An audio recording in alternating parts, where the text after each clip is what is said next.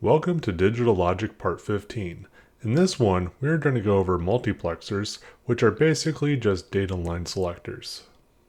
So the gates we'll be using are the NOT gate, which if a 1 goes in, a 0 comes out, and if a 0 goes in, a 1 comes out.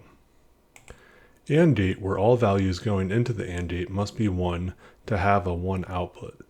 Any other combination will result in a 0 output. And finally, OR gates, where one or more of the inputs must be 1 in order for the output to be 1.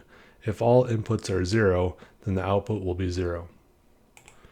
When I refer to 1, I mean a on or high or true state. When I refer to 0, I mean a off or low or false state. To understand the multiplexer, let's look at the simplified version that only has the select 0 and select 1 inputs and does not have the data input or the OR gate at the end. Following the logic gate rules that we previously went over for this logic gate diagram, for when we have a select 0 or S0 is 0 and a select 1 or S1 is 0, only the AND gate 0 produces an ON signal. For S0 equals 1 and S1 equals 0, only the AND gate 1 is producing an ON signal. For S0 equals 0 and S1 equals 1, only AND gate 2 produces an ON signal.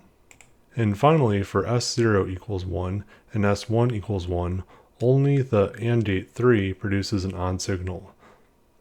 So we can manipulate which gate is producing an ON signal based off of the 1s and 0 values we use in our select inputs, select 0 and select 1. To expand on this, let's add a data line to each of these AND gates.